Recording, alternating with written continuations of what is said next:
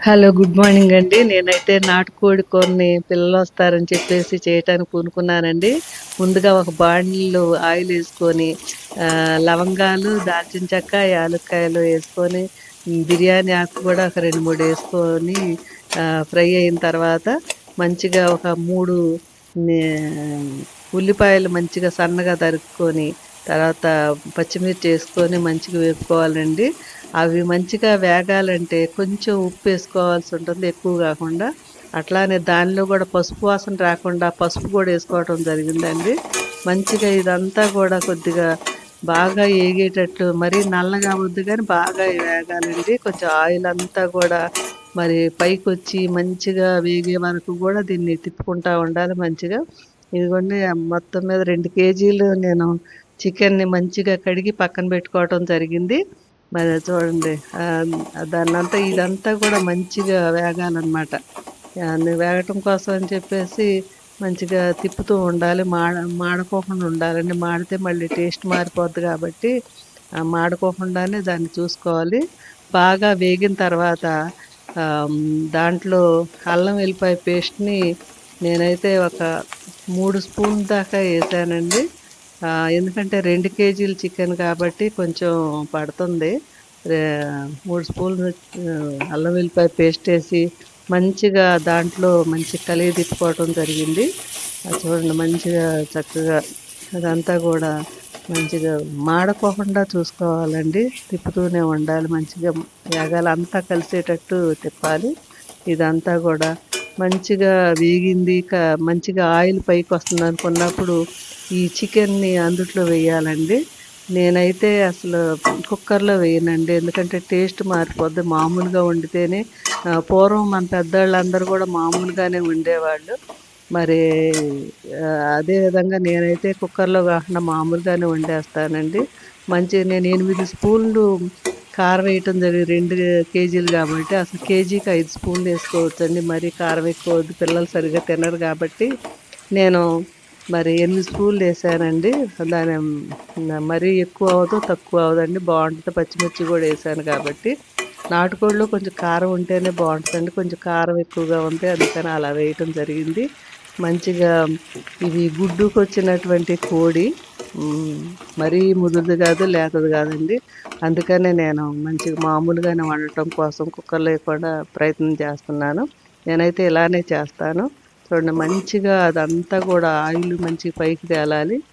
మంచిగా మొత్తం మంచిగా దీనికి ఉప్పు, కారం మంచిగా పడితేనే టేస్ట్ ఉంటుందండి. అందుకని చెప్పేసి ఇట్లా జేసి ఇది వేగుతున్నటువంటి టైంలోనే నేను పక్కన వేడి నీళ్ళు పెట్టుకుంటానమాట. చల్లనీళ్ళు దాంట్లో పోస్తే తొందరగా ఉడకదు అని చెప్పేసి నాటుకోడి గాబట్టి దీనికి ఇది వేగుతున్నటువంటి ఎక్కువ సేపు వేగనిస్తానండి. వేగిన తర్వాత మూత పెట్టుకుంటే సిమ్‌లో బాగా వేగాలి. ఉప్పు, కారం మంచిగా పడుతుంది. ఈ లోపల ఏం చేస్తానంటే పక్కన నేను దీంట్లో మంచిగుండాలంటే ఇదిగోండి మెంతికూరండి. నేను మెంతికూరేస్తాను. మెంతికూరేస్తే చాలా బావుంటదనమాట టేస్ట్. ముందే పెట్టుకొనంటే కొంచెం మరీ ఎక్కువ గాకుండా మెంతికూరేస్తే నాటుకోడి చికెన్ చాలా టేస్ట్ ఉంటదండి. అందుకని ఇదొక చిట్కా. మంచి టేస్ట్ ఉండటానికి మెంతికూర కొంచెం యేసుకోవటం జరిగింది. అదంతా కలిగి తిప్పుకొని మంచిగా దాంట్లోనే ఇంకా అప్పుడే నీళ్ళు వేయలేదండి. వేయకుండా మంచిగా ఇదంతా గూడా మంచిగా ముక్కకు పట్టాలి అన్నీ గూడా. ఒక టమాటా గూడా వేయటం జరిగింది. ఎందుకంటే ముందు ఆయిల్‌లో యేస్తే ముక్కలు ఉడకవు అని చెప్పేసి ఇదంతా ఏగే టైంలోనే ఆయిల్ పైకి వస్తా ఉంది. ఆ టైంలోనే ఒక్క టమాటాని మాత్రానికి యేసుకోవటం జరిగిందండి. కొంచెం పుల్ల పుల్లగా ఉంటదని చెప్పేసి వేసుకోవటం జరిగింది. ఇదంతా గూడా కొద్దిసేపు మంచిగా మగ్గనియ్యాలండి సిమ్‌లోనే. మగ్గిన తర్వాత పక్కనే కొన్ని వేడి నీళ్ళనమాట. దాని 2 లోటాలు నీళ్ళు బాగా వేడి జేసి, ఆ వేడి ఇందుట్లో పోయటం జరిగిందండి. మంచిగా అదంతా గూడా కలిగి తిప్పుకొని మంచిగా స్టవ్ మీద ఉడకబెడతా మంచిగా ఉడికేటట్టు చూసుకోవాలండి. ఈ చాలా వరకు కనీసం ఒక 20 మినిట్స్ వరకన్నా ఉడకాలి. మంచిగా ఉడకటం మూలాన మంచి టేస్ట్ గూడా వస్తది.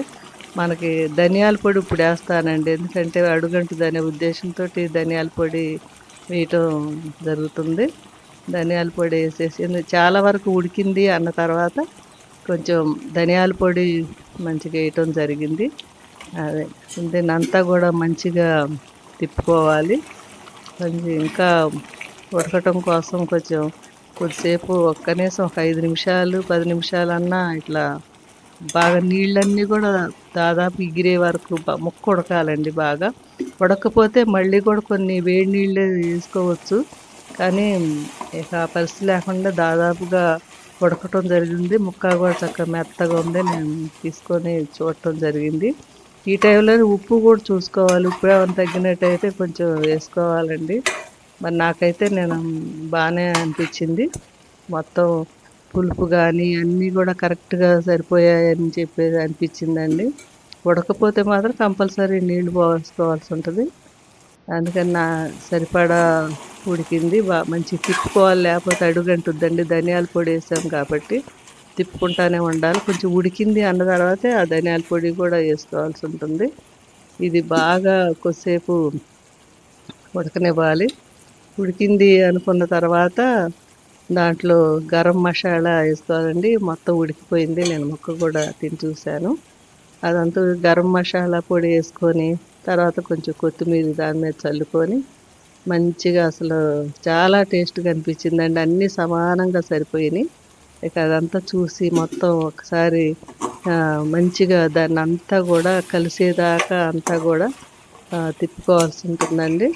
అది చూడండి, మొత్తం మీద అసలు మంచి టేస్ట్ వచ్చిందండి. ఎక్కువ పులుసు కాదు, అసలు ఫ్రై లాగా కాకుండా కూరలాగా అయితే ఆరోగ్యానికి చాలా మంచిదండి. నాటుకోడి కాబట్టి మంచి టేస్ట్ ఉంటుంది. ఈ వీడియో నచ్చినట్టయితే like and share. Thank you.